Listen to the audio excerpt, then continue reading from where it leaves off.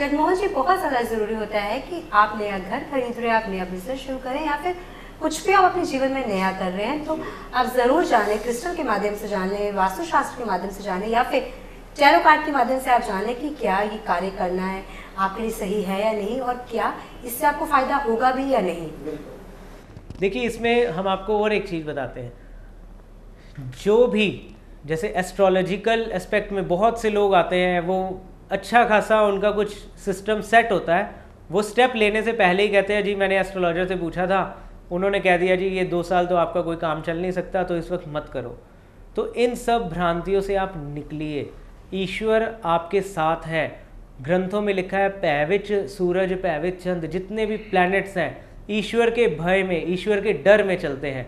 Guidance के लिए आप एस्ट्रोलॉजी का या टैरो का या जो भी चीज़ है गाइडेंस के लिए प्रयोग कर सकते हैं। तो अपने माइंड को, अपने ईश्वर को अपने साथ रखते हुए लाइफ में आगे बढ़ना है। आप क्या करते हैं, कोई एस्ट्रोलॉजिकल एस्पेक्ट अपने उसमें देखकर या वास्तु एस्पेक्ट देखकर आप अपने कार्य को ही रोक कर बैठ जाते हैं। ये बहुत ही गलत है। इन चीज़ों को गाइडेंस के लिए यूज़ करिए, इनसे डरिए मत।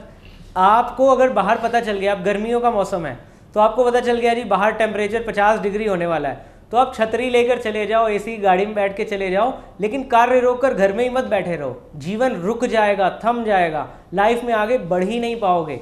बढ़ना चाहते हैं तो ये लोगों को हम समझाते हैं कि ईश्वर का नाम जपें, वो कहते हैं जी हम तो रोज ही जपते हैं।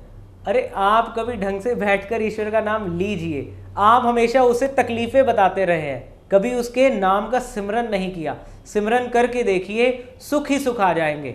लिखा हुआ है प्रभ का सिमरन सबसे ऊंचा, प्रभ सिमरत किछ बिघन ना लागे। लाइफ में कोई भी बिघन नहीं रह जाएगा अगर आप अपने ईश्वर के नाम का सिमरन करते हैं। जैसे टैरो कार्ड्स हैं, हम लोग इसको गाइडेंस के लिए यूज कर सकते हैं, लेकिन आपकी लाइफ को कोई रोक नहीं सकता। ऐसा ही होगा, ये बात गलत है। ऐसा करने पर ये संभावना है, ये बात सही है, तो आप उसके बाद भी वही चूज कर सकते हैं। अगर आप रावण के बारे में जब पुराना हम लोग ने पढ़ा था, देखा था, तो रावण को वो जहाँ पे शादी करना चाह रहा था, मंदोदरी शायद थे, तो मैरिज करने जा रहा था, तो वहाँ मना किया गया था।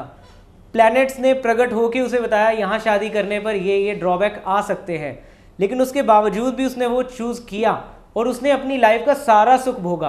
अंत उसका तय था, जैसे होना था वैसा हुआ। मृत्यु सत्य है।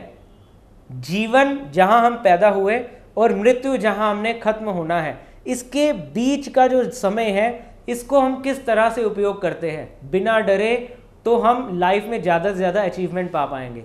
और हम डर डर के जीवन जिएंगे तो फिर वो जीने का फायदा ही नहीं है, वो तो फिर मृत्यु से ज़्यादा बदतर है, फिर तो मृत्यु ज़्यादा सही। आप किसी भी एस्पेक्ट से ना डरते हुए, ईश्वर पे भरोसा करते हुए लाइफ के हर एस्पेक्ट को जिए और लाइफ में सफलता और सुख की प्राप्ति करें।